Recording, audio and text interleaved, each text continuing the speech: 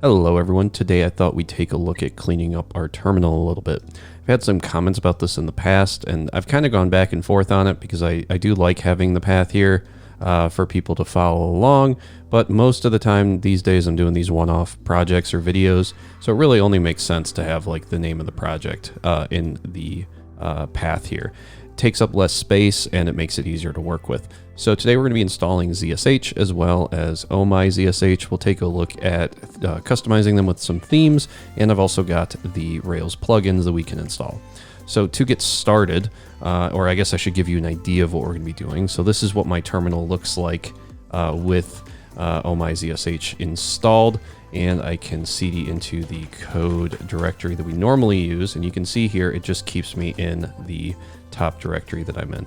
So maybe I want to come in here and I want to look at like the UE5, right? We did this project a while ago, and then we can cd into like the episode 2 directory, which has the Unreal on Rails in it. And you can see that as I'm navigating through this, I'm kind of just getting the directory I'm currently in. But once I get into a directory that has a Git repo, it then tells me, if I do a Git branch, it tells me which branch I'm in. So it has the branch name here inside of the parentheses, which is how people get those things to appear. So that's sort of what we're doing here. So we're going to come over to this pretty blank Ubuntu setup that I have here. And I think the only thing I really have installed is just Rails. So we'll do Rails-V.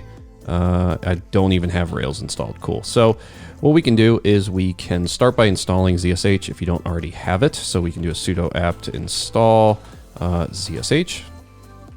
Go ahead and type in your password for that. It'll ask you to confirm, type yes, and then hit enter, and that should go ahead and download.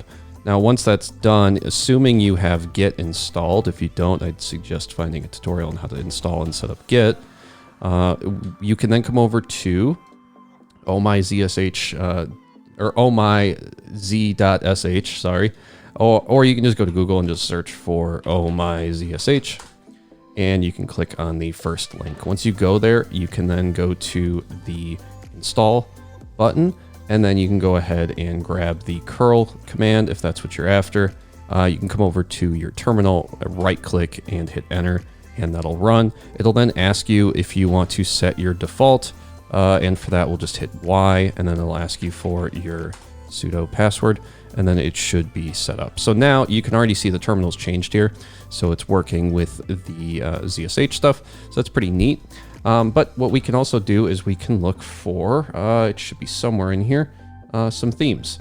So if you go over to github.com/ohmyzsh/wiki/themes, I'll have a link to all of these things in the video description. You can then scroll down and you can find a wide variety of themes that are available, including the one that Robbie Russell uses. And there's a whole bunch in here. The default is kind of the one that I like, but there's a whole bunch of different options depending on what you're after. I mean, it's just like an endless barrage of them. And it really depends. Some of them will have your full path still, but they'll just have some additional changes and maybe color changes or whatever. So in our case, we're going to stick with the default, but we are going to go over to the plugins, and we'll take a look at how to set up the theme as well.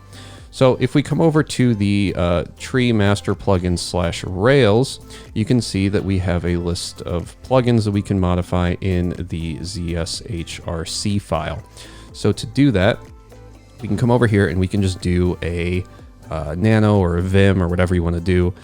Usually just do a nano so that people can follow along easier. What you can do is you can do a nano or vim for ~/.zsh, and then if you hit tab, it'll autocomplete to RC. And then once we're in the RC file, we want to look for the plugins list, and we want to add Rails to it. So if we hit F11, we can come down through here and look for the list of plugins, wherever that may be. So right now we just have a plugin for Git. We're going to come in here and we're just going to paste in the next one. You can see right here, standard plugins can be found in ZSH/plugins. Custom plugins may be added to ZSH custom plugins. So if you want to add a custom one, then you can just drop it in there. And it tells you what the format's like. So it's not comma separated, it's just white space separated. So that's pretty cool. And we can of course add like the Ruby one as well if we're so inclined. and then that'll take care of that. Now, if you do want to add a theme, that's going to be up here near the top, right here. You basically just grab one of the themes. I guess I can grab one and show it to you. So you can come in here, we can grab, I don't know, we'll just come down to the middle here. You can grab like the minimal theme, right? And what you can do is up top, it should give you the directions, which is really not necessary, but I do like to show you sort of how I learn these things. And right here, it has the list where it says like, here's how you add it. So if we come in here, we can see we have the ZSH theme. We can just come down and we can comment this one out, and we can do another ZSH underscore theme equals inside quotes, paste in the minimal, and then we can hit Control O and enter, and then Control X if we're so inclined. Finally, we can do something like source /.zshrc,